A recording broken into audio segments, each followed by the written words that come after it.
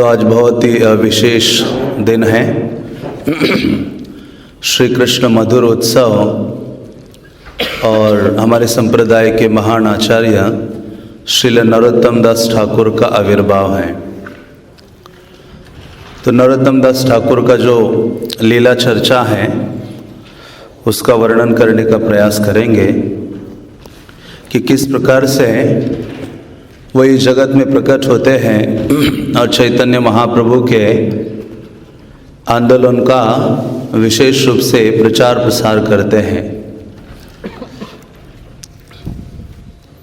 तो नरोत्तम दास ठाकुर स्वयं ही अपने ग्रंथ प्रार्थना में लिखते हैं कि ठाकुर वैष्णव पद अवनिरस सुसंपद, कि जो भगवान के भक्त होते हैं वो इस पृथ्वी के महान संपदा है, एक में धन है। इस पृथ्वी का जो महान वैष्णव गण है।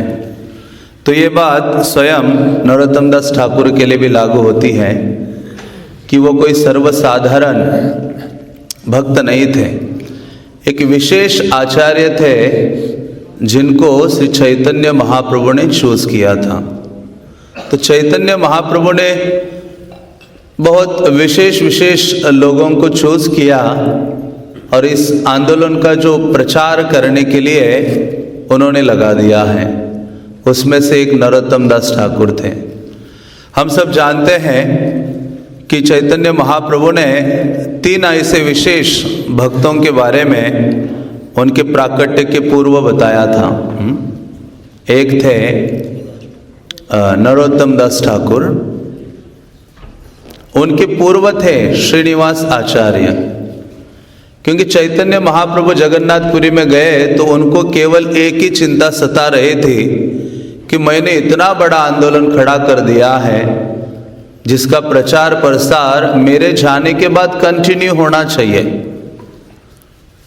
जैसे कोई पिता अपनी धरोहर को आगे देता है, वो ये सोचता है कि ये आगे कई पीढ़ियों तक चले। हर एक को अपने वंश की चिंता होती है। पुत्रार्थे क्रियते भार्या, विवाह क्यों करता है व्यक्ति? क्योंकि पुत्र चाहिए। पुत्र पिंड प्रदायते, पुत्र क्यों चाहिए? पिंडदान करेगा। तो ये जो वंश परंपरा है ऐसे आगे बढ़ाना चाहता है व्यक्ति भौतिक रूप से। लेकिन जो आध्यात्मिक आचार्य गण है, भगवान है, वो अपनी ये जो शिक्षाएं हैं और भौतिक जगत के जीवों को वापस ले आने का जो उनका आंदोलन है वो कंटिन्यूअसली देखना चाहते हैं लंबे समय तक। तो चैतन्य महाप्रभु ने सर्वप्रथम श्रीनिवास आचार्य के बारे में बोला था। जब श्रीनिवास आचार्य के जो पिता है गंगाधर भट्टाचार्य और उनकी माता लक्ष्मी देवी, ये बंगाल से जगन्नाथपुरी आए थे और उनको ये डिजायर थी कि संतान चाहिए। तो चैतन्य महाप्रभु ने कहा ये क्वालिफाइड डिवोटी दाम्पत्य है, तो मुझे एक ऐसा व्यक्ति या भक्त पहुंचाना होगा उनके पास जो आगे प्रचार करे। तो एक अलग ही बड़ा वर्णन है उनके प्राकट्य का श्रीनिवास आचार्य के। तो दूसरे थे नरोत्तम दास ठाकुर, जिनके बारे में चैतन्य महाप्रभु ने स्वयं अपने मुखारविंद से बोला, जिनके नामों का उच्चारण किया। और चैतन्य मंगल के द्वारा हम जानते हैं श्रील प्रभुपाद, जहाँ लोचन दास ठाकुर वर्णन करते हैं कि भगवान श्री चैतन्य स्वयं ये बोल रहे हैं कि धर्म छाड़ी दूर देशे जाए। पापी तापी कुछ ऐसे लोग होंगे इस देश को छोड़ के दूर दूर के देशों में जाएंगे। लेकिन चैतन्य महाप्रभु कहते हैं मोर सेनापति भक्त जाइबे तथाय। एक ऐसा भक्त आएगा सेनापति भक्त, वो वहां तक भी पहुंच जाएगा। और क्या हाथ में लेगा वो? संकीर्तन खड़ग लैया हाथे। संकीर्तन का जो खड़ग मीन्स तलवार। सेनापति मीन्स कुछ तो हाथ में होना चाहिए ना। बिना शस्त्रास्त्र के सेनापति किस काम का? तो वहां कहते हैं संकीर्तन खड़ग लैया हाथे, संकीर्तन रूपी तलवार को मेरा सेनापति भक्त हाथ में लेगा। इवन महाप्रभु कहते मैंने भी वही तलवार यूज की है संकीर्तन की। और वो क्या करेगा उस तलवार के द्वारा? हृदय में छेद कर देंगे। हृदय की जो अभावना है, भोग की भावना है, उसको निकाल के काटी बे फेलिया, कहते कि काट देंगे उसको। हाँ, और उनके हृदय में ये जो कृष्ण भावना है उसको स्थापित करेंगे। तो ऐसे नरोत्तम दास ठाकुर का चरित्र बहुत ही विस्तृत रूप में हमें 2 ग्रंथों में प्राप्त होता है। एक है नरहरि चक्रवर्ती के द्वारा रचित जो बंगाली ग्रंथ है नरोत्तम विलास, उसमें पढ़ने को मिलता है। और दूसरे हैं जानवा माता के शिष्य नित्यानंद दास, उन्होंने बहुत ही अद्भुत ग्रंथ लिखा है प्रेम विलास, जिसमें इन तीनों वैष्णवों का चरित्र बहुत ही विस्तृत रूप से है। श्रीनिवासाचार्य, श्यामानंद प्रभु और तीसरे हैं नरोत्तम दास ठाकुर। तो प्रेम विलास के शुरुआत में ही जब नरोत्तम दास ठाकुर के चरित्र का वर्णन करते हैं नित्यानंद दास, तो वो कहते हैं इसको श्रवण करने मात्र से 2 चीजें व्यक्ति प्राप्त कर पाता है। एक है उसके हृदय में पूर्ण संतुष्टि का अनुभव वो प्राप्त करता है केवल सुनने मात्र से। इसलिए तो ध्रुव चरित्र में भी तो वर्णन करते शुकदेव गोस्वामी कि ध्रुव महाराज के इस चरित्र को श्रवण करने मात्र से भवेद भक्ति, भगवान के प्रति भक्ति की जो भावना है वो वृद्धिंगत होगी, बढ़ेगी इस ध्रुव के चरित्र को सुनने से। तो उसी प्रकार से ये कहते हैं कि ये नरोत्तम दास ठाकुर का चरित्र, क्योंकि भगवान या भक्त का चरित्र भगवान से अभिन्न है। कृष्ण कहते जन्म कर्म छ में दिव्यम, मेरा चरित्र मेरा कर्म आदि दिव्य है। तो उसी प्रकार से उसी धरातल का है उनके भक्तों का भी अमृतमय चरित्र। इसलिए तो क्योंकि जो भगवान के भक्त है वो भगवान से अभिन्न है। जहां जहां भगवान अवतरित होते हैं, जहां जहां भगवान प्रकट होते हैं, उन स्थानों में उनके भक्त उनके संग जाते हैं, हाँ संग में जाते हैं और उन लीलाओं में भाग लेते हैं। इसलिए भगवान के भक्तों का जो चरित्र है वो भी जन्म कर्मच दिव्य इस कैटेगरी में आता है। ऐसा वृंदावन दास ठाकुर चैतन्य भागवत में लिखते हैं।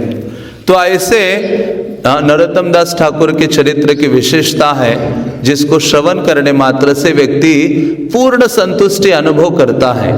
और दूसरा क्या है, जो भगवान का पवित्र नाम है उसके प्रति एक टेस्ट, जागृत, एक प्रकार का रुचि उसके हृदय में जागृत होता है कृष्ण नाम के उच्चारण करने के लिए। तो ऐसे ये नरोत्तम दास ठाकुर का चरित्र है। हमारे पास समय है थोड़ा, जिसके अनुपात में हम कुछ वर्णन करने का प्रयास करेंगे, उनका जो जन्म आदि है। तो ऐसे नरोत्तम दास ठाकुर प्रकट होते हैं खेतुरी ग्राम में। खेतुरी ग्राम वृंदावन से अभिन्न है ऐसा कहा जाता है। इवन बड़े बड़े महात्मा गण ये डिजायर करते हैं, भगवान से प्रार्थना करते हैं कि अगला जन्म मुझे प्राप्त हो तो कहाँ प्राप्त हो जाए? खेतुरी ग्राम में, जहां नरोत्तम महाशय का प्राकट्य हुआ है। तो चैतन्य महाप्रभु वृंदावन जाने के लिए तो कई बार प्रयास किए। सन्यास लेते ही केशव भारती से दंडा लिया कि नहीं लिया, भाग रहे थे वृंदावन। हाँ, लेकिन उनको आकाशवाणी हुई। ये आकाशवाणी बहुत पुरातन चीज है, वो कंस के समय से आ रही है, आजकल की आकाशवाणी नहीं है। हाँ, तो ये जो आकाशवाणी ने कहा अभी समय नहीं है, विश्वम्बर, अभी तो वो चैतन्य महाप्रभु थे, श्री कृष्ण चैतन्य, अभी समय नहीं है वृंदावन जाने का। तो नित्यानंद प्रभु शांतिपुर लाते हैं, तो वृंदावन जाने का पहला अटेम्प्ट खत्म हो गया। फिर पुरी आने के बाद चैतन्य महाप्रभु सोचते मुझे फिर से वृंदावन जाना है, क्योंकि सबको यही तो कामना करनी चाहिए। मोर यही अभिलाष विलास कुंज दिवोवास, विलास कुंज है, लीलाओं का वो कुंज है, आनंद का वो कुंज है वृंदावन, वही वास्तव में जाने योग्य स्थान है इस जगत में। तो सारे भक्त भगवान आचार्यगण वृंदावन ही जाना चाहते हैं। तो ऐसे पहली बार महाप्रभु फेल हो गए वृंदावन जाने के लिए, दूसरी यात्रा आरंभ की उन्होंने, और उन्होंने कहा मैं वृंदावन जाऊंगा तो नवद्वीप होते हुए जाऊंगा, अपने दो माताओं का दर्शन करूंगा, एक तो सची माता, दूसरी गंगा माता, गंगा में स्नान आदि करके निकल जाऊंगा। तो महाप्रभु निकले तो पुरी से हजारों की संख्या में भक्त उन लोग उनके पीछे चल रहे थे। हर कोई महाप्रभु के साथ जाना चाहता है। हाँ, जैसे जगन्नाथपुरी की यात्रा में देखा, महाराज जब स्टेज में आ रहे थे, महाराज तो चल ही नहीं पा रहे थे, हर कोई उनको धक्के लगा के उनके आगे पीछे करके जा रहा था। हाँ, तो वैसे ही जब महाप्रभु निकले वृंदावन की यात्रा में, तो हजारों भक्त उनके साथ निकल पड़े। महाप्रभु आगे आगे चलते थे, जहां जहां चरण रखते थे वहां वहां लोग जाकर चरण धूलि लेते थे। हाँ, तो इतने गड्ढे हो गए पूरे रास्ते में, जहां जहां चरण पड़ा वह कई फुट गहरे गड्ढे बन गए, इतनी चरण धूल लेते जा रहे थे। क्योंकि महत पादो रजो अभिषेकम, ये भागवत की चीज को फॉलो कर रहे थे सारे, कि तभी भगवान के प्रति अनुराग होगा जब ऐसे महत पाद के चरणों के रज से क्या होना चाहिए, हमारा अभिषेक होना चाहिए। तो महाप्रभु आए, यहाँ नवद्वीप तक आ गए, और वहाँ चैतन्य महाप्रभु शांतिपुर बाद में आते हैं, लेकिन यहाँ से जाते जाते कनाई नटशाला तक जाते हैं। रूप सनातन से मिलते हैं, और कनाई रूप सनातन से मिलने के बाद सनातन गोस्वामी कहते हैं आप ये कहा एक सर्कस वाले के जैसे जा रहे हो, सर्कस अपना पूरे सारे झुंड को लेके चलता है। हाँ, तो आपको तो वृंदावन जाने की ये परिपाठी नहीं है, वृंदावन तो अकेले जाना चाहिए, या तो कोई एक व्यक्ति साथ में लेके जाना चाहिए। महाप्रभु ने सोचा ये सही बोल रहे हैं, वहां से सोचा अभी वृंदावन नहीं जाऊंगा, ये सनातन की वाणी सच है। तो चैतन्य महाप्रभु रूप सनातन को दीक्षा दी है। वहां से मालदा जो आज भी वो स्थान है, नदी पार करोगे तो कनाई नटशाला आता है, रामकेली है, फिर मालदा है, बीच में गंगा नदी है, उस तरफ कनाई नटशाला है, वहां आज इस्कॉन का एक सेंटर है। तो वह कनाई नटशाला में महाप्रभु गए, और वहां से फिर उन्होंने क्या किया, दूर देखा और बहुत जोर जोर से चैतन्य महाप्रभु कीर्तन करने लगे अपने भक्तों के साथ। बल्कि कनाई नटशाला में गंगा पार करने के बाद बैठ गए, और महाप्रभु ने कहा मैं वृंदावन नहीं जाऊंगा। नित्यानंद प्रभु कहते क्या हो गया वृंदावन नहीं जाऊंगा, उसके लिए तो संन्यास लिया था वृंदावन जाने के लिए। महाप्रभु कहते हैं मैंने अपना माइंड चेंज कर दिया है। अभी व्यक्ति को वहीं रहना चाहिए जहां उसका मन डिस्टर्ब नहीं होता या शांत रहता है, उसको जहां अच्छा लगे उस स्थान में रहना चाहिए व्यक्ति को। तो नित्यानंद प्रभु तो सोच रहे थे कि क्या हो गया, तो फिर चैतन्य महाप्रभु कहते हैं मैं तो यहाँ रुका हूं अपने विशेष उद्देश्य की पूर्ति करने के लिए। तो फिर चैतन्य महाप्रभु उस रात्रि वहां रहते हैं, और सुबह उठते ही सारे भक्तों को लेकर जोर जोर से संकीर्तन करने लगते हैं, हरे कृष्णा कृष्णा कृष्णा हरे हरे। तो जब चैतन्य महाप्रभु जोर जोर से संकीर्तन करने लगे, तो अचानक ही ये जो कृष्ण नाम है वो उच्चारण करने के बजाय चैतन्य महाप्रभु चिल्लाने लगे जोर जोर से, नरोत्तम नरोत्तम नरोत्तम, बोलिए। तो ये सब नित्यानंद प्रभु वैसे अचंभित रहते, वो अद्भुत है। हाँ, अवधूत है। अवधूत का अर्थ क्या है, जो हमारे अवगुणों को धोते रहते हैं, अवगुणों की जो धुलाई करते हैं वो अवधूत है, ऐसे भक्तगण कहते हैं। तो इनको लगा कि क्या हो गया, हाँ ये हरे कृष्ण मंत्र का उच्चारण करने के लिए आए हैं, ये आज अचानक नरोत्तम नरोत्तम क्यों चिल्ला रहे हैं। फिर चैतन्य महाप्रभु ने नित्यानंद प्रभु के कंधे में हाथ रख दिया, जोर जोर से रोने लगे। तो भक्त लोग जो ऊंची आवाज में कीर्तन कर रहे थे उन्होंने सोचा साउंड थोड़ा कम कर देते हैं, क्योंकि महाप्रभु को देखते क्या बोल रहे हैं। तो जैसे इन भक्तों ने अपना कीर्तन थोड़ा सॉफ्ट कर दिया, धीरे कर दिया, तो चैतन्य महाप्रभु सारे जो प्रेम के विकार हैं हाँ उसको प्रकट करने लगे। चैतन्य महाप्रभु लोटपोट होने लगे, गिरने लगे, और अचानक नरोत्तम नरोत्तम की जगह फिर अभी मथुरा मथुरा कहने लगे, वृंदावन वृंदावन कहने लगे। और ये देखकर सारे भक्तों का जो हृदय है वो फटने लगा। और इनको लगा कि अभी चैतन्य महाप्रभु, नित्यानंद प्रभु ने सोचा अभी ये अपनी अंतिम लीला प्रस्तुत करने जा रहे हैं, मानो यहाँ से ही इनका क्या होने वाला है, अप्राकट्य होने वाला है, इस जड़ जगत से चले जाने वाले हैं। तो सारे हजारों जो विलेजर्स थे, गांव के लोग थे, ग्रामवासी थे, वो सब लोग आए उनको देखने के लिए, उनको मिलने देख रहे थे। हजारों की संख्या में लोग जब उनको देख रहे थे तो उनमें भी कृष्ण प्रेम उदित होने लगा। लेकिन महाप्रभु मथुरा बोलना बंद नहीं हो रहा था। फिर अभी वो चिल्लाने लगे, वो कहने लगे, हे श्रीमती राधिका, हाँ, मेरा जो शरीर है आपके विरह में जल रहा है, हाँ, मैं आपको देखना चाहता हूँ। हे ललिता, हे विशाखा, हे चंपक लता, आप कहाँ हो? हे मेरे प्राण सखियों आप कहाँ हो? तो कभी वो राधा रानी के भाव में रोदन कर रहे थे, कभी कभी कृष्ण की भावना में वो रोदन कर रहे थे। तो वो इस विरह को महाप्रभु कहने लगे, मैं अभी सहन नहीं कर पा रहा हूँ, यदि मेरे प्राणनाथ मुझे प्राप्त नहीं होते तो मैं, अभी वो गंगा थी वहां, कहते इसी यमुना में कूद जाऊंगा। हाँ, तो ये पूर्ण रूपेण वृंदावन की भावना में वो डूबे हुए थे। और नित्यानंद प्रभु सोचने लगे कि अभी अप्रकट होने वाले हैं महाप्रभु। तो फिर अचानक ही क्या किया इन्होंने, चैतन्य महाप्रभु की जब ऐसी स्थिति देखी तो नित्यानंद प्रभु गए, उनके कानों में जाकर जोर जोर से बोले, हरे कृष्णा कृष्णा कृष्णा हरे हरे, हरे राम राम राम। तो चैतन्य महाप्रभु बाह्य दशा में आते हैं। कृष्णदास कविराज कहते हैं महाप्रभु हमेशा 3 दशाओं में निमग्न रहते हैं। एक है अंत दशा, बहि दशा और अर्ध बाह्य दशा। हाँ, ये अंत्य लीला में वर्णन करते हैं।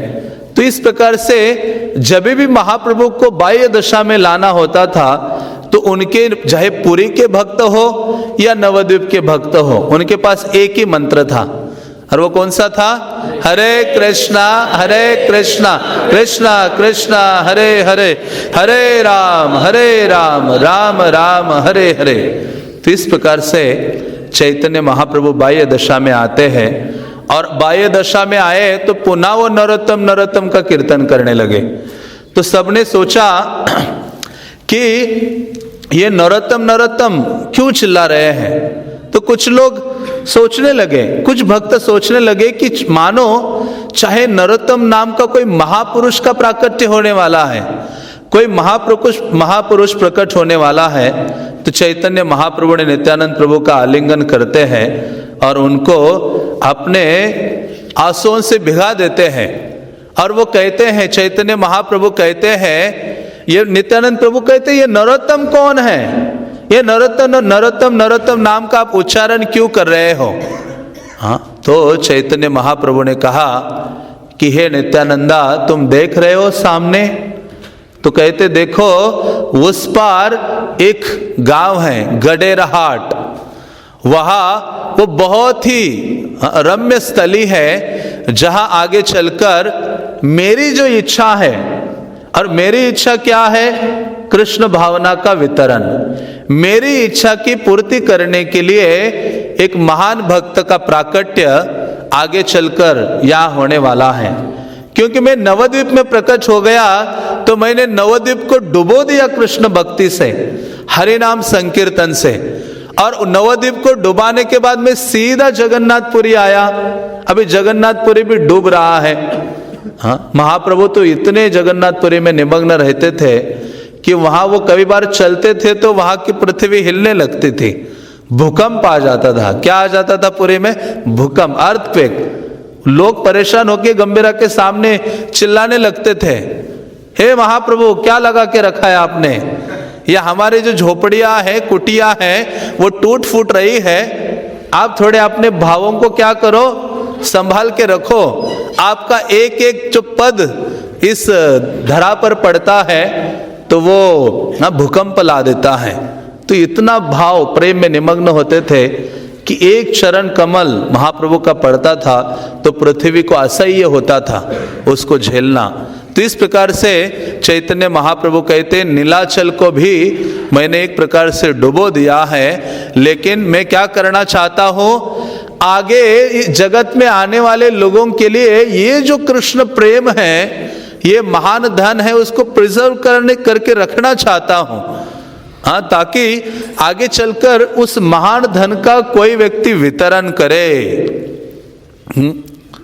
तो जब ये सुना नित्यानंद प्रभु ने, तो उन्होंने बोला कि आप बहुत विचार कर रहे हो, तो वो कौन व्यक्ति है, जो कौन ऐसा कृपा पात्र व्यक्ति है जो इस कृष्ण भावना का वितरण करेगा आगे चलकर। तो चैतन्य महाप्रभु ने कहा कि मैं नहीं चाहता कि मेरे जाने के बाद भी ये जो आंदोलन है वह अप्रकट हो जाए।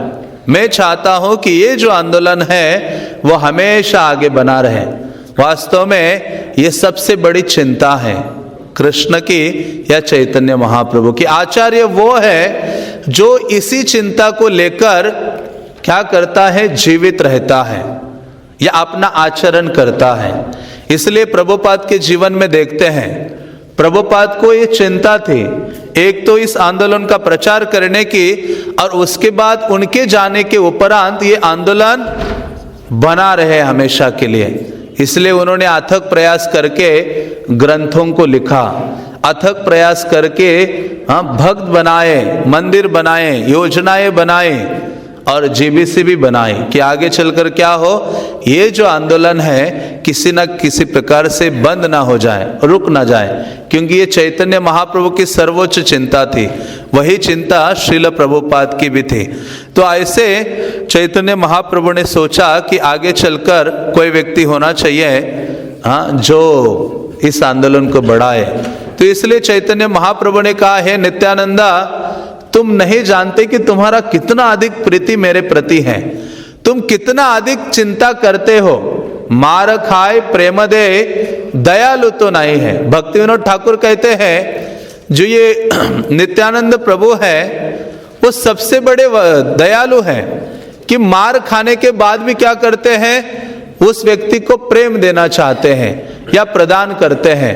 तो चैतन्य महाप्रभु ने कहा कि तुम्हारी बहुत चिंता है जड़ जगत के जीवों को ये कृष्ण भावना देने की, और तुम्हारा सबसे अधिक प्रीति मेरे प्रति है। तो इसलिए तुमने मेरे लिए बहुत रोदन किया है, इसलिए तुम्हारे जो अश्रु है वो वास्तव में कृष्ण प्रेम का भंडार है। उसको मैं क्या करना चाहता हूं, रखना चाहता हूं। आगे चलकर उस महान नरोत्तम के लिए उसको हम प्रिजर्व करेंगे। तो वह पद्मा नदी है बंगाल में, पूर्व बंगाल में। ये जो गंगा है जब बहती है, बंगाल में जाने के बाद कई शाखाएं होती हैं, तो पूर्व बंगाल में ये नदी जब बहती है तो उसे पद्मा कहा जाता है। तो जब महाप्रभु ने कहा इसी पद्मा में हम उसको रखेंगे और आगे चलकर वो नरोत्तम को प्राप्त हो जाएगा। इसलिए नरोत्तम दास ठाकुर क्या है, प्रेममय तनु, चैतन्य महाप्रभु के प्रेममय तनु है। सर्वसाधारण देह नहीं है उनका, उनका तो प्रेम से पूरा वो शरीर है, दिव्य शरीर है। तो ऐसे चैतन्य महाप्रभु नित्यानंद प्रभु ने क्या किया, उस प्रेम धन को लिया। अभी हमारे दिमाग से परे है ये प्रेम धन एग्जैक्टली क्या वस्तु है। हमें तो प्रसाद समझ में आता है जो स्थूल रूप में है, उसको देखने मात्र से हमारा प्रेम द्विगुणित हो जाता है। तो ये कृष्ण प्रेम हमारे लिए दूर है, बस हमें सुनना चाहिए और प्रार्थना करनी चाहिए। तो ऐसे उन्होंने उस प्रेम धन को ले लिया और वो पद्मा में दोनों ने प्रवेश किया। जैसे इन दोनों ने प्रवेश किया, उनके स्पर्श करने मात्र से जो पद्मा नदी का जो जल है बढ़ने लगा, इतना अधिक बढ़ने लगा मानो सुनामी आ रहा है। गांव के लोग सोचने लगे कोई बारिश नहीं हुई, तूफान नहीं आया, ये जल इतना अपना सीमा लांघ कर बाहर क्यों आ रहा है। तब उनको पता चला कि ये जो महाप्रभु और नित्यानंद प्रभु का स्पर्श पाकर ये जो पद्मा नदी है पूर्ण रूपे न अपलावित हो रही है, तो जैसे ही पद्मा नदी के उसमें प्रवेश किया, इन्होंने उस प्रेम धन को रखने के लिए निवेदन किया, तो पद्मा नदी मूर्तिमान स्वरूप में प्रकट हो गई। इन्होंने कहा आपको ये प्रेम धन हम रख रहे हैं आपके पास, इसको आगे चलकर नरोत्तम को देना है आपने।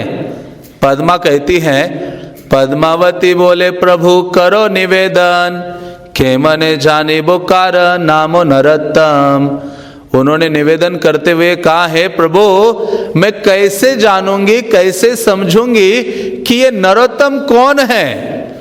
हाँ, तो महाप्रभु कहते हैं जहर परश तुम्हें अधिक उछालिबा, सही नरोत्तम प्रेम तारे तुम्हें दिबा। वो कहते हैं कि जिस व्यक्ति के स्पर्श मात्र में, स्पर्श करने मात्र से तुम और अधिक बहुत तरंगे निकल पड़ेगी तुम्हारे रिवर तुमसे, तो ये जान लो कि वो व्यक्ति कौन है, नरोत्तम है। उछलने लगोगी तुम अधिक जिसके स्पर्श मात्र से।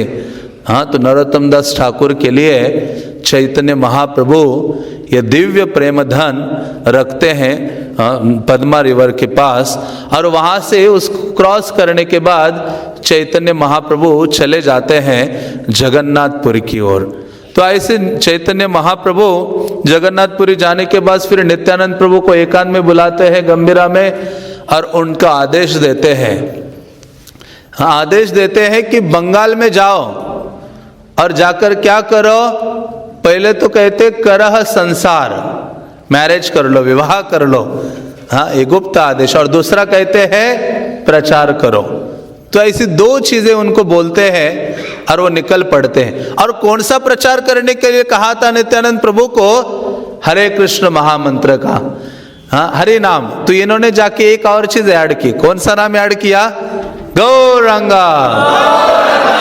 तो ये हरे कृष्ण मंत्र बोला था, लेकिन ये नित्यानंद प्रभु जाकर ये नाम भी ऐड कर दिए, गौरांगा। हाँ, उसका भी प्रचार करने लगे, हाँ, कि गौरांग की शरण ग्रहण करो। तो ऐसे नित्यानंद प्रभु आते हैं, प्रचार आदि करते हैं। हाँ, फिर बाद में उनको वीरचंद्र प्रभु की प्राप्ति होती है वसुधा के द्वारा, वो भी महान प्रचार करते हैं। राढ़ देश में श्रीनिवास आचार्य प्रचार करते हैं, ओडिशा में श्यामानंद प्रभु आदि प्रचार करते हैं। हाँ, फिर ये नरोत्तम दास ठाकुर के लिए भी एक योजना थी। तो इस प्रकार से हाँ, चैतन्य महाप्रभु वापस आते हैं। तो वहाँ कृष्णानंद दत्त, ये जिनका नाम है कृष्णानंद मुजुमदार, और उनके भाई थे पुरुषोत्तम देव। तो इन दोनों के दो पुत्र हुए। कृष्णानंद दत्त रोज शालिग्राम शिला की पूजा करते थे, मुझे पुत्र चाहिए, और आगे चलकर उनको पुत्र की प्राप्ति होती है। हाँ, उनकी जो पत्नी थी नारायणी देवी, अब उनके द्वारा बल्कि नरोत्तम दास ठाकुर का प्राकट्य होता है। 10 महीने 10 दिन गर्भ में रहने के बाद नरोत्तम दास ठाकुर क्या करते हैं, प्रकट हो जाते हैं। और प्रकट हो जाते, एस्ट्रोलॉजर्स कहते हैं कि ऐसा महापुरुष होगा जिसके जो सारे जगत के आनंद का कारण बनेगा। हाँ, तो वही है, नरोत्तम दास ठाकुर सबके आनंद का कारण बने। आगे चलकर उनका नाम नरोत्तम रखा गया, हाँ, क्योंकि वो सबसे अधिक महान थे। ऐसे कहा जाता है कि जब नरोत्तम दास ठाकुर का प्राकट्य हुआ तो चारों वर्ण और आश्रम के लोग इकट्ठा होकर नृत्य करने लगे और हरि नाम का गान करने लगे। ये छोटे से ही बालक थे, तो नरोत्तम दास ठाकुर का जब अन्नप्राशन संस्कार करना था तो उनको वैसे ही फूड खिला रहे थे, लेकिन वो बालक मुंह खोल नहीं रहा था, खा भी नहीं रहा था। तो फिर ब्राह्मणों ने कहा कि ये बालक तभी खाएगा जब वो जो पदार्थ है, फूड है, वो कृष्ण को अर्पित होना चाहिए। हाँ, तो वो कृष्ण प्रसाद जब उनको प्रदान किया तो उन्होंने उसको स्वीकार करते हैं। और बचपन के बारे में वर्णन आता है कि वो श्रुतिधर थे। हाँ, श्रुतिधर, एक बात सुनने मात्र से स्मरण रखते थे। तो लेकिन एक विशेषता थी नरोत्तम दास ठाकुर की, बाल्यकाल में जैसे ही अपनी पाठशाला से घर आते थे तो खेतुरी में, आज भी आप खेतुरी जाओ, बहुत सुंदर स्थान है, लेकिन दुर्भाग्यवश 99% मुस्लिम्स है वहाँ और 1% हिंदू कम्युनिटी है, और बस सारे मुस्लिमों के घर हैं। 3-4 साल पहले हम गए थे खेतुरी, तो वहाँ एक ही स्थान है जहाँ नरोत्तम दास ठाकुर का मंदिर है, बाकी तो सारे दूसरे लोग भरे हुए हैं। छोटा सा ही गांव है लेकिन नैसर्गिक रूप से बहुत ही सुंदर है। सब जगह वो पद्मा नदी बह रही है, नारियल के पेड़ है, खेतियां हैं, बहुत सुंदर स्थान है। आज भी वैष्णवगंज जाते हैं और बड़ा विशाल मंदिर है जिसमें नरोत्तम दास ठाकुर के विग्रह है और एक पत्थर है जिसके ऊपर नरोत्तम दास ठाकुर बैठकर प्रतिदिन हरिनाम का उच्चारण करते हैं। तो ऐसे नरोत्तम दास ठाकुर खेतुरी में जब पाठशाला से वापस आते थे तो कृष्णदास नामक जो ब्राह्मण थे उनके पास दौड़ के जाते थे। क्यों दौड़ के जाते थे? उनकी एक ही लालसा होती थी कि वो महाप्रभु के बारे में सुनना चाहते थे और महाप्रभु के जितने संगी हैं उनके बारे में सुनना चाहते थे। इनमें उनको बहुत अधिक लालसा थी, बहुत अधिक रुचि हुआ करते थे इन आचार्यों के बारे में सुनने में और चैतन्य लीला को सुनने के लिए। तो ऐसा सुनने सुनने से क्या हो गया, उनको इतना अधिक अनुराग हो गया महाप्रभु के प्रति और उनके पार्षदों के प्रति और साथ ही साथ वृंदावन के प्रति। हाँ, तो ऐसे वृंदावन के प्रति इतना आकर्षण उनके हृदय में बढ़ा कि वो रोने रोने लगे। हरि हरि कबे हब वृंदावन वासी। हाँ, उनके गीत में भी आता है प्रार्थना में, कब वो दिन आएगा कि मैं वृंदावन का वासी बनूंगा। हाँ, तो ऐसी भावना इतने अधिक होने लगी उनके हृदय में, दिन रात रोने लगे। चैतन्य महाप्रभु नित्यानंद प्रभु की कृपा प्राप्त करने के लिए वृंदावन जाने के लिए तो नित्यानंद प्रभु एक रात्रि में स्वप्न में आते हैं और वो कहते हैं कि हे नरोत्तम, बल्कि उनकी माता उनको नारू कहा करते थे। हाँ, तो ये नरोत्तम को नित्यानंद प्रभु कहते हैं कि बस तुम्हें तुम्हारी सिद्धि मिल जाएगी, केवल कुछ ही कदम घर से चलो। कहां तक चलो? पद्मा नदी तक। वहां जाने के बाद सारे तुम्हारे मनोरथ है, सारी सिद्धियां हैं, वो तुम्हें प्राप्त होगी। तो ये जो नरोत्तम है सुबह उठते हैं, अभी बालक ही थे, चल पड़ते हैं पद्मा नदी की ओर। अभी कई बार गए थे लेकिन उसमें डूबे नहीं थे। हाँ, वो बच्चों के साथ खेला करते थे लेकिन स्नान आदि नहीं किया था। लेकिन नरोत्तम दास ठाकुर नित्यानंद प्रभु की विशेष आज्ञा से जब पद्मा में प्रवेश करते हैं तो वही चीज हो गई। हाँ, वो पद्मा नदी इनके स्पर्श मात्र से उछलने लगी, जल फैलने लगा और पद्मा नदी सोचने लगी कि यही है वो नरोत्तम जिनके लिए मेरे पास जो महान धरोहर नित्यानंद प्रभु और चैतन्य महाप्रभु ने रखी है। तो पद्मा नदी आती है और उनको कहती है कि ये आपका ये जो प्रेम रखा है ना आपके लिए, अभी वो प्रेम लिक्विड फॉर्म में था। हाँ, कोई ऐसा स्थूल फॉर्म में नहीं था। तो इनको तो समझ में नहीं आ रहा था क्या कृष्ण प्रेम आपके लिए रखा है और वो ले लो। तो ये थोड़े अचंभित से हो गए थे कि कैसे मैं लूँ। तो उन्होंने क्या किया, पद्मा नदी ने कहा कि क्या करो तुम उसको पियो। तो जैसे उन्होंने पिया, जो भी जल था उसका पीने मात्र से, और इतना पिए कि पूर्ण संतुष्टि तक पिए। वर्णन आता है पूर्ण तरह से संतुष्ट ना हो जाए। जैसे कोई प्यासा होता है, उसको जब तक पानी और मांगता है, पीता है, संतुष्ट हो जाता है, शांत हो जाता है। वैसे इन्होंने पूर्ण संतुष्टि तक वो प्रेमामृत का पान किया और जैसे पिया तो चेंजेस नजर आने लगे। ऐसे देखने लगे क्या है वो, क्या हो गया, मैं तो ब्लैक एंड व्हाइट था, अभी पूर्ण रूपे न गौर वर्ण हो गया हूं। क्या हो गया हूं? गौर वर्ण, गौर तनु हो गए। वो प्रेममय तनु था ही, तो अभी गौर तनु हो गए। हाँ, ऐसा तनु उनका हो गया, गौर वर्ण हो गया और स्वाभाविक रूप से वो नाचने लगे, रोने लगे, जीवा से कृष्ण नाम का उच्चारण करने लगे, गौरांग नित्यानंद को पुकारने लगे। तो ये सब हो रहा था। तो ये नरोत्तम दास ठाकुर सोचने लगे मेरे साथ क्या हो रहा है। हाँ, तो वैसे ही वो बाहर आ जाते हैं और उस समय उनकी माता बहुत चिंतित थी, काफी समय से ढूंढ रही थी सुबह से कि ये नरोत्तम नारू कहाँ चले गए। तो सब जगह ढूंढा, लेकिन फाइनली पता चला ये तो पद्मा के किनारे बैठा है। तो पद्मा नदी के तीर पर आके देखते दूर से मेरा बालक तो ब्लैक एंड व्हाइट था, ये अभी अलग सुवर्ण वर्ण का बालक हो गया है, ये ऐसे कैसे। सोच रही थी यही है, लेकिन रंग भेद है, चेंज हो गए। नजदीक जाके देखा यही है मेरा नारू, तो फिर वो नारू को उठाती है, नरोत्तम को उठाती है और ले जाती है कृष्णानंद दत्त। और वो तो कहती है कि क्या हो गया नरोत्तम तुम्हें? वो कहते हैं कि एक सुवर्ण वर्ण बालक को मैंने देखा और मेरे शरीर में घुस गया वो। ऐसे नरोत्तम दास ठाकुर अपनी माता को कहते हैं कि महाप्रभु चैतन्य जो गौर वर्ण के हैं, वो एक कहते एक बालक के रूप में वो मेरे शरीर में घुस गए हैं। और तब से ऐसे नरोत्तम दास ठाकुर पूर्ण रूपेण कृष्ण की जो प्रेम है उसमें डूबने लगते हैं। और फिर उनसे रहा नहीं जाता कि मुझे वृंदावन जाना है। तो घर वालों को लगता है कि ये तो पागल हो गया है, भूत ने पछाड़ लिया है, अनाप शनाप बोल रहा है। तो ये एक ओझा को बुलाते हैं। ओझा कहता है कि इसको जाकल का सूप बना के पिलाना पड़ेगा। जाकल को क्या कहते हैं? सियार का सूप। वो प्रभुपाद के साथ भी हुआ था ना, मुर्ग चिकन सूप। लीलामृत पे आता है शुरुआत के, इसमें वर्णन आता है, स्वरूपदास गोस्वामी लिखते हैं। तो वैसे ही कहा कि इसको सियार का ये सूप पिलाना होगा। नरोत्तम दास ठाकुर रोने लगे। उन्होंने अपने पिता को कहा मैं इस शरीर का त्याग कर दूंगा अभी के अभी, यदि किसी की हत्या हो जाए मेरे लिए। तो डर जाते हैं। फिर उनके इस बहाने उनके फादर को दूर जाना होता है काम के लिए। हाँ, तो फिर नरोत्तम दास ठाकुर वो बहाना बनाकर अपने घर से निकल पड़ते हैं। हाँ, और निकल पड़ते हैं। बल्कि उनके फादर को लेने के लिए कोई जमींदार के सिपाही आए थे।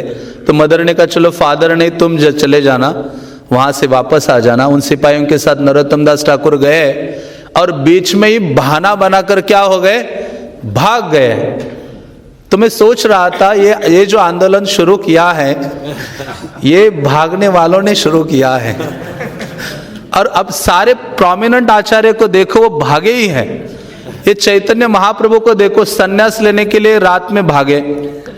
एक तो घर से भागे, भाग के नदी में जंप लगाई और वो घाट को 12 कोन, पता नहीं कौन सा घाट है, नवद्वीप 12 कोना घाट, वहां कूद के दौड़ते वर्णन आता है इतने दौड़े। नवद्वीप से जो महाप्रभु ने रनिंग की मैराथन शुरू की थी वो कटवा में जाके रुक गए। उसके जो कुटिया थी केशव भारती की, और गए जाते ही बोला मुझे सन्यास चाहिए। उन्होंने कहा जा तुम्हारे माँ से पूछ के आ जाओ और पत्नी से पूछ के आओ। तो ऐसा वर्णन आता है। वृंदावन दास ठाकुर कहते सन्यास लेने के लिए महाप्रभु पागल हो चुके थे, वो फिर से दौड़ने लगे। तो केशव भारती देखते ये तो चला जाएगा फिर से नवद्वीप, कहते रुको रुको मैं तुम्हें सन्यास दूंगा। उनको रोकते हैं। और उनके बाद उनके जो 2 सेनापति है, रूप सनातन को लीजिए, वो तो वहां से भागे हैं राम केली से। पहले खुद रूप गोस्वामी भागे, दूसरे भाई को भगाने के लिए कुछ पैसे रख दिए और वो भी जेल से भाग गए। हाँ, तो आगे चलकर ऐसे रघुनाथ दास गोस्वामी, ये 3 गोस्वामी तो भागे ही है 6 में से। रघुनाथ दास गोस्वामी भी मंगल आरती में किसी पुजारी को बुलाने के लिए यदुनंदन आचार्य ने कहा था, तो ये रघुनाथ दास गोस्वामी भी वहां से भाग पड़े और सीधा कहाँ जाकर रुके, गंभीरा के सामने, जगन्नाथपुरी। तो वैसे ही ये नरोत्तम दास ठाकुर भी भागते हैं। भागते भागते और उनके पास न खाने, लगभग कई दिनों तक उन्होंने खाया नहीं। एक बार जब रास्ते में सो गए, महाप्रभु आते हैं ब्राह्मण के रूप में, उनको दूध का पॉट देते हैं, उसको पान करते, फिर से शक्ति संपन्न होते, फिर से भागने लगते हैं। तो जहाँ जहाँ महाप्रभु गए थे, काशी, वाराणसी, ये जो इलाहाबाद, ये सब रूट करते करते नरोत्तम दास ठाकुर मथुरा में आते हैं, विश्राम घाट में, जहाँ वो भूतेश्वर महादेव का दर्शन करते हैं, फिर केशव का दर्शन करते हैं और उस जल में स्नान करके थोड़ा सा बैठ जाते। तो आसपास लोग चर्चा करते हैं, अरे ये गोस्वामीगण तो अप्रकट हो गए हैं। बल्कि जब नरोत्तम दास ठाकुर वृंदावन पहुंचने वाले थे, उस रात्रि में रूप गोस्वामी जीव गोस्वामी के स्वप्न में आते हैं। और उस समय कुछ ही आचार्य बचे थे, रूप सनातन तो नहीं थे। लोकनाथ गोस्वामी थे, गोपाल भट्ट गोस्वामी थे, जीव गोस्वामी थे, श्रीनिवास आचार्य पहले ही पहुंचे थे नरोत्तम दास ठाकुर के पहले। तो नरोत्तम दास ठाकुर आने वाले हैं, रात्रि में ही जीव गोस्वामी के स्वप्न में रूप गोस्वामी जाते हैं कहते कल महान आचार्य आएगा, महान भक्त आएगा नरोत्तम, उनका स्वागत करने के लिए सुबह सुबह गोविंद देव मंदिर जाना, जीव गोस्वामी को बोला था। और ये श्रीनिवास आचार्य को भी स्वप्न आया कि कल तुम महान एक भक्त से मिलने वाले हो, तो सुबह जल्दी वहां गोविंद देव मंदिर में उनका स्वागत करने के लिए जाना। तो ये मानो इनके स्वागत की तैयारियां हो रही थी ब्रज में, और सारे जो बंगाल से भक्तगण आते थे उनका एक में स्थान हुआ करता था गोविंद देव मंदिर। तो नरोत्तम दास ठाकुर जैसे पहुंचते हैं तो वहां उनका स्वागत होता है। गोविंद देव का दर्शन करने मात्र से मूर्छित होकर गिर पड़ते हैं नरोत्तम दास ठाकुर। फिर गोपाल भट्ट गोस्वामी, जीव गोस्वामी, श्रीनिवास आचार्य, लोकनाथ गोस्वामी, ये सारे आते हैं। लोकनाथ गोस्वामी उनके हृदय में हाथ रखकर कहते हैं नरोत्तम उठो उठो। तो जैसे ही आवाज सुनी, नरोत्तम की जो मूर्छा है, मूर्छित अवस्था से बाहर आ जाते, उठ जाते हैं और उठकर यूं कहते हैं मैं आपके चरणों का आश्रय ग्रहण करना चाहता हूं, आप मुझे क्या कीजिए, दीक्षित कीजिए। लोकनाथ गोस्वामी ने कहा मुझसे वो संभव नहीं होगा, वो कार्य मुझसे नहीं होगा। आप बिना दीक्षा करके तुम्हें दीक्षा की क्या आवश्यकता है, तुम्हारा नामकरण तो महाप्रभु ने कर दिया है, सब कुछ तो महाप्रभु ने कर दिया, प्रेम भी दे दिया, दीक्षा तो उनको चाहिए जो कृष्ण प्रेम से रहित है। लेकिन कहते नहीं, महाप्रभु ने दीक्षा लिया, उनके सारे आचार्यों ने दीक्षा लिया, यदि मैं दीक्षा नहीं लूंगा तो गुरु के आदेश को कैसे समझूंगा और उस आदेश को कैसे अनुभव करूंगा कि एक शिष्य का गुरु का जो आदेश है वो लाइफ एंड सोल है। कहते मुझे आश्रय दीजिए। उन्होंने कहा सोचता हूं। लोकनाथ गोस्वामी ने 1 साल तक वेट करवाया और इन्होंने उनसे दीक्षा लेने के लिए हर चीज करने के लिए तत्पर हो गए। वर्णन आता है लोकनाथ गोस्वामी तो दीक्षा नहीं दे रहे थे। जहां लोकनाथ गोस्वामी सुबह मल त्याग करने के लिए जाते थे, ये राजकुमार है नरोत्तम दास ठाकुर, वहां जाते थे मल त्यागने के उपरांत एक झाड़ू लेके जाते थे और झाड़ू लेकर उस सारे स्थान को साफ करते थे, साफ मिट्टी रखते थे, जल आदि से परिष्कार करके उस झाड़ू को छाती में लगा के चिल्लाते थे, हे लोकनाथ प्रभु आप मेरे ऊपर कब कृपा करेंगे, मेरे जैसे बद्ध जीव का कब आप उद्धार करेंगे, आपकी कृपा दृष्टि मेरे ऊपर कब होगी। ऐसे बहुत ही जोर जोर से रोदन करते थे केवल लोकनाथ गोस्वामी की कृपा के लिए। तो ये लोकनाथ गोस्वामी ने देखा कि ये क्या हो गया है, मैं रोज आकर देखता हूं कोई ये साफ जगह मुझे दिखाई देती है। तो फिर लोकनाथ गोस्वामी छुप कर देखते हैं। एक दिन उन्होंने देख ही लिया कि इसने परिष्कार करके झाड़ू को अपने छाती में लगा के, जिस झाड़ू से परिष्कार किया था वो स्थान, उसको छाती में लगाकर जोर जोर से क्रंदन कर रहे हैं। लोकनाथ गोस्वामी पिघल जाते हैं, अश्रुपात करने लगते हैं। वही लोकनाथ गोस्वामी नरोत्तम दास ठाकुर का आलिंगन करते और उनको ले आते अपनी कुटिया में और अपने विग्रह के सामने बिठाकर कहते जाओ यमुना स्नान करके आओ, आज ही मैं तुम्हें क्या करूंगा, दीक्षित करूंगा। और उनको फिर दीक्षा प्रदान करते हैं और दीक्षा के समय कहते आपको भक्ति रसामृत सिंधु का अध्ययन करना है, जीव गोस्वामी से शिक्षा लेनी है, इतनी मालाओं का जप करना है। ये सारी जो चीजें हैं, बहुत सारे नियम देते हैं, हाँ, तो उनको स्वीकार करते हैं। और ऐसे नरोत्तम दास ठाकुर वहाँ सिंसियरली सेवा करते हैं। और हम सुनते एक दिन श्रीमती राधा रानी नरोत्तम दास ठाकुर के स्वप्न में आती है, कहती है कि तुम यहाँ कृष्ण और मैं नून में विशेष लीला करने आने वाले हो। और वह हम सब सखियों ने सोचा है कि कृष्ण को स्वीट राइस बना के ऑफर करेंगे। तो ये स्वीट राइस बनाने की सेवा चंपक लता सखी की है और तुम तो चंपक मंजरी हो, तो तुम क्या करो, उनको असिस्ट करो। ऐसा स्वप्न देखकर ये चंबित हो जाते हैं। सीधा कहती है कंफर्म करना पड़ेगा ये चित्र विचित्र स्वप्न जो है। गए लोकनाथ गोस्वामी के पास। लोकनाथ गोस्वामी तो कहते आहो भाग्य, साक्षात ब्रज की जो श्रीमती राधा रानी है आपके ऊपर उन्होंने पूर्ण कृपा की है। तो कहते हैं कि आप वो सेवा में तत्पर हो जाओ। और फिर ये मानस सेवा वो करते हैं।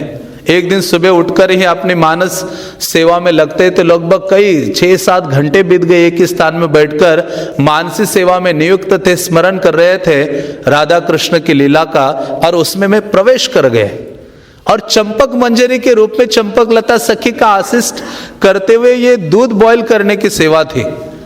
हाँ, नरोत्तम दास, कई बार हम सोचते हैं ना बहुत प्रोमिनेंट सेवा चाहते हैं हम, लेकिन एक चीज याद रखनी चाहिए। महाप्रभु कहते आई नंद तनुज किंकरम पतितम माम विषमे भवाम बुधो, मुझे क्या बना दो आप कि आपके चरण कमलों का धूलि का कण बना लीजिए। हमारा ये स्थान है। यहाँ नरोत्तम दास ठाकुर जैसा आचार्य ब्रज लीला में दूध बॉईल कर रहे हैं। हाँ, हम तो बड़ी बड़ी चीजें, बड़ी बड़ी सेवा चाहते हैं ना। हम कहते नहीं, मुझे किचन में डाल दिया, हाँ ये करने के लिए बोल दिया मुझे। हाँ, तो लेकिन यहाँ जैसे वो बॉईल कर रहे थे और स्मरण में निमग्न थे, देखा कि फायर इतनी तेज हो रही है कि वो दूध बाहर गिरने वाला है।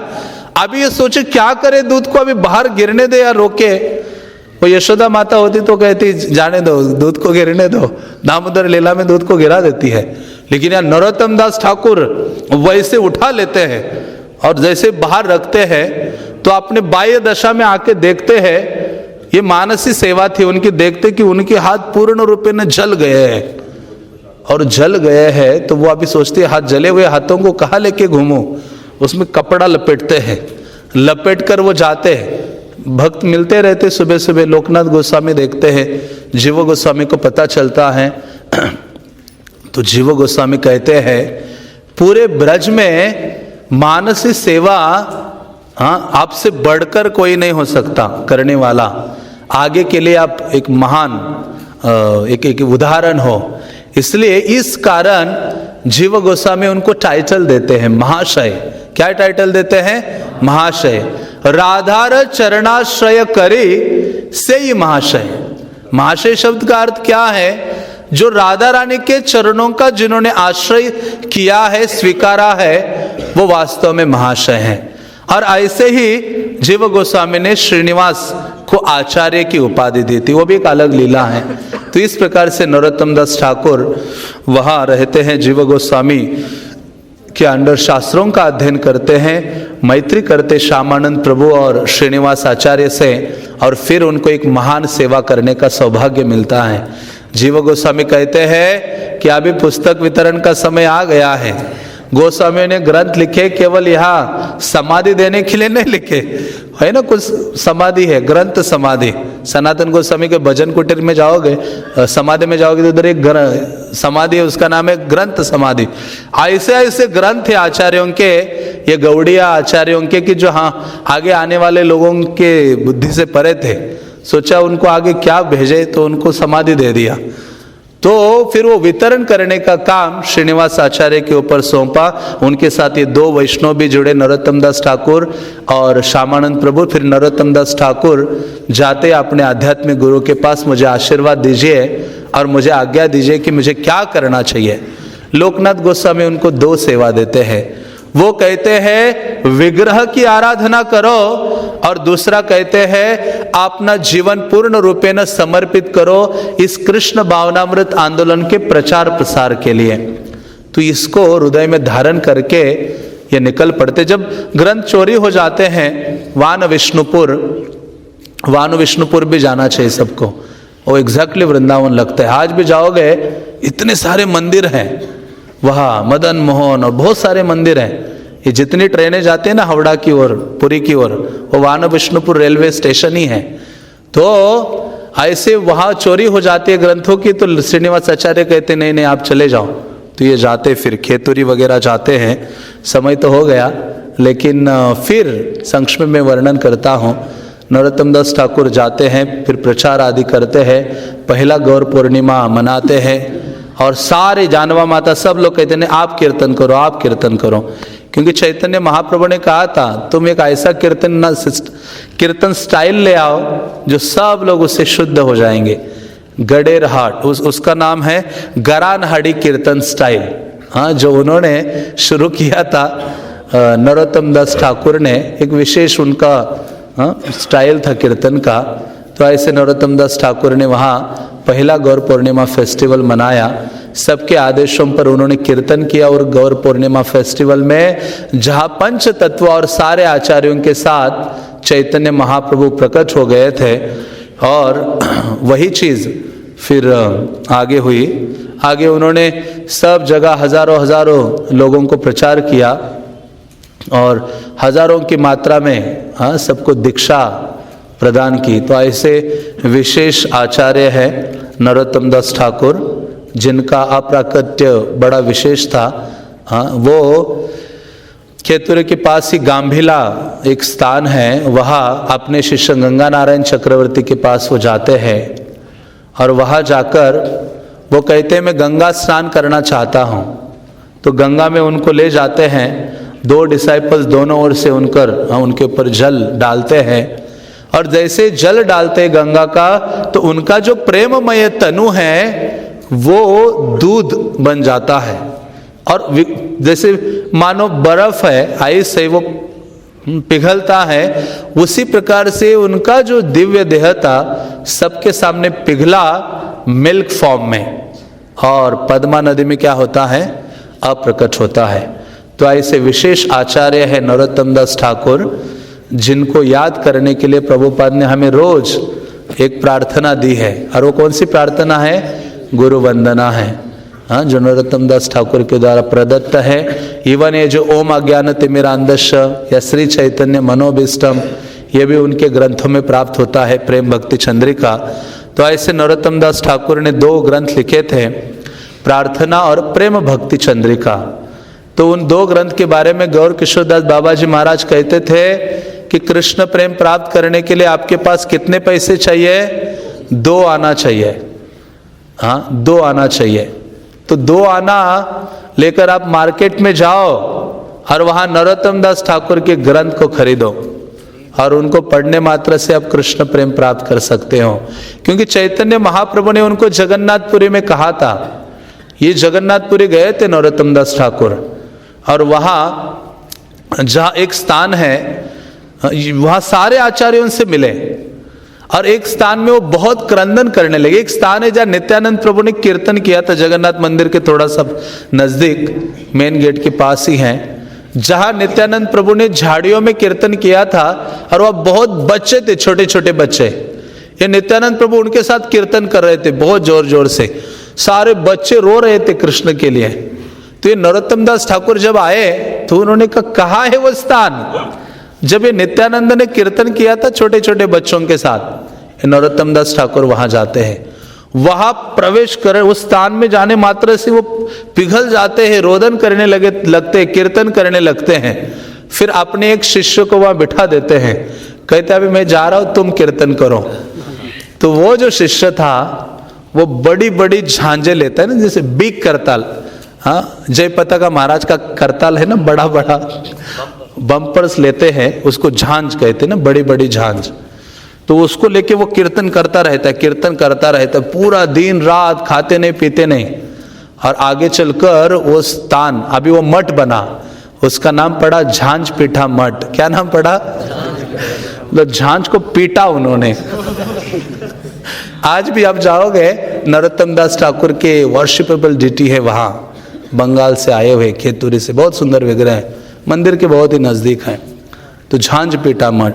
तो ऐसे उस समय जब नरोत्तम दास ठाकुर पुरी गए थे, महाप्रभु उनको स्वप्न में ले गए थे सब स्थानों में, और उनको रथ यात्रा का सीन भी दिखाया था।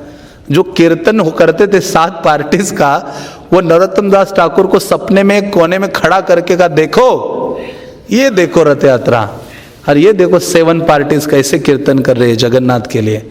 और उसके अलावा उनको वहां कहा था कि हे नरोत्तम, तुम नई कीर्तन विधि को स्टार्ट करो जो सबको मंत्र मुग्ध करने वाली है, और तुम्हारे कीर्तन आदि से क्या करो, जो मेरी लीलाओं का उद्देश्य है, मेरी शिक्षाएं हैं, उनको प्रचार करो और कंपाइल करो।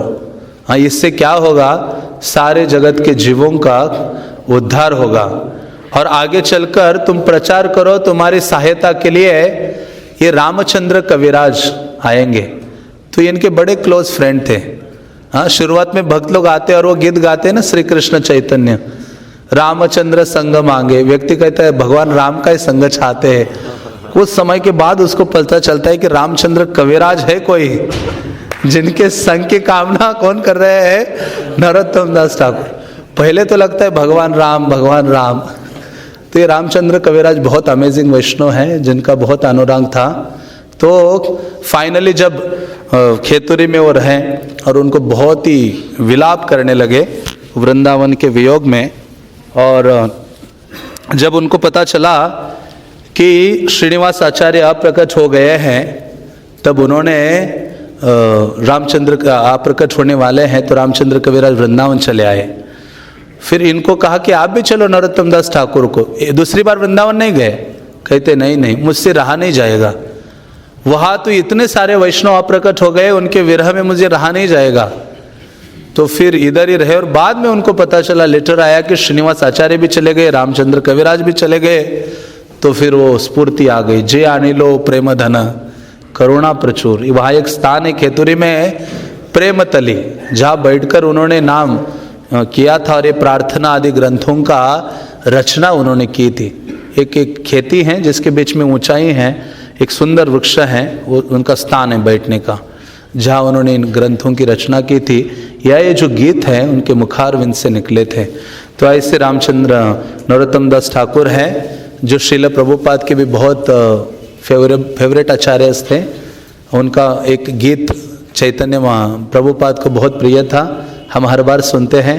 लंदन में प्रभुपाद थे तो यमुना माता ने कहा, प्रभुपाद, जो प्रभुपाद अपना सब कुर्ता वगैरह निकाल के दोपहर को अपना हारमोनियम लेके गाने बैठ गए। तो उनको कोई अकेले गाया करते थे, उनके एक दो सेवक, सेक्रेटरी और यमुना माता जी थी। तो उन्होंने पूछा, यमुना तुम्हारा फेवरेट सॉन्ग कौन सा है? यमुना माता जी ने कहा, चैतन्य महाप्रभु का शिक्षाष्टकम। तो वो भी कहने लगी, प्रभुपाद आपका कौन सा फेवरेट है? तो वो कहते, नरोत्तम दास ठाकुर का हरि हरि विफले जन्म गोवाइनु, मनुष्य जीवन पाया राधा कृष्ण ना बजिया, जानिया सुनिया विष खाइनु। तो ऐसे प्रभुपाद के फेवरेट सॉन्ग था नरोत्तम दास ठाकुर का। तो उनसे उनका आज आविर्भाव है, तो आज के दिन इन आचार्यों को डायरेक्ट अप्रोच किया जा सकता है।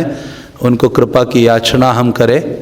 हरे कृष्णा कृष्णा कृष्णा हरे हरे, हरे राम राम राम हरे हरे। मेरे मन में विचार आया कि मथुर उत्सव है, Champak Mandir is constitutional service to make kheer for Champak Lalla, connection मधुर कनेक्शन है। मथुर कनेक्शन, चंपक मंदिर जो है खीर बनाती है और मधुर उत्सव है। हरि बोल, हरे कृष्ण।